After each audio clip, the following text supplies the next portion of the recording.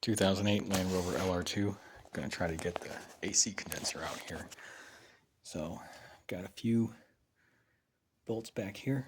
Gonna remove where the lines come in.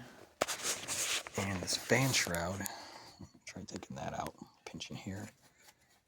And it's got some Christmas trees down at the bottom, holding it in place.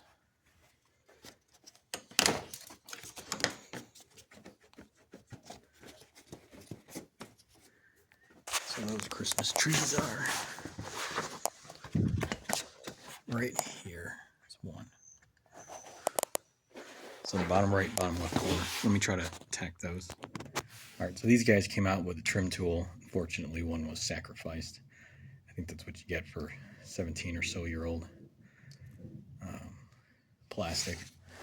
So these guys are pretty loose now.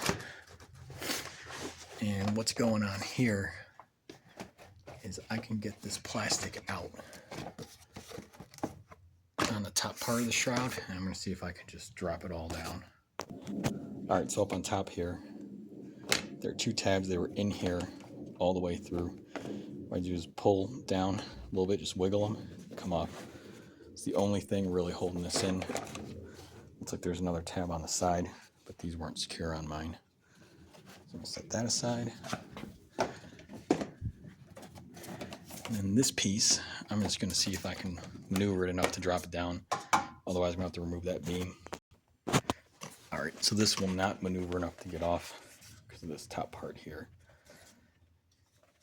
It won't let you bring it forward enough to do so. So, I'm going to take this beam off, figure out what size bolts these are, but they're these nuts. We'll go from there. All right, so I had to grab a 17 millimeter short extension, 1/2 inch ratchet.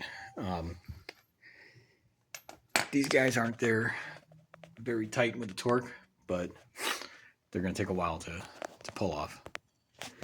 Okay, before you fully remove this, there are 3 Christmas trees here holding in the cable for the horn, and then this bolt.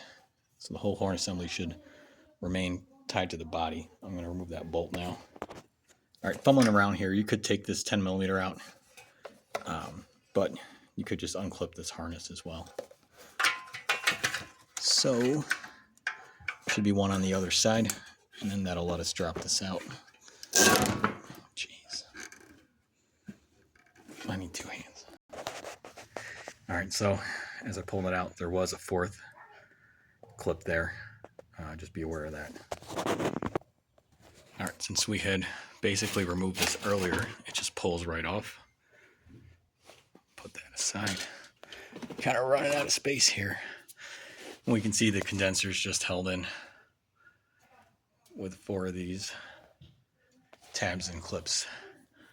And I've got a power steering hose leak here. I got to clean that, see if it continues to leak.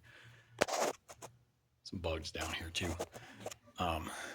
So I'll disconnect the lines here and pull the condenser up.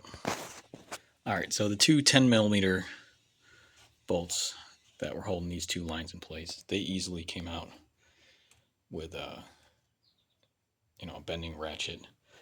Cannot fit that here, so I'm going to try a box end. All right, so that works very well. I just set it up this way. Unfortunately, this isn't one of my ratcheting ones, but I can spin it off by hand already. All right, with that bolt out and these bolts out, just rocking them a little bit and pushing back, got them to become unsecure. All right, tried lifting this straight up, it doesn't work. On both sides at the bottom are these tabs you have to push back, and then you can slide this up. And when you do, each side will just wiggle a little bit. Should be able to just pull the condenser out right now. All right, pulled it straight up. You can see we're out of the way. I will see if I can pull this out without having to remove this. If not, it's just 1 bolt, 2 bolts, sorry. Should just swing off to the side.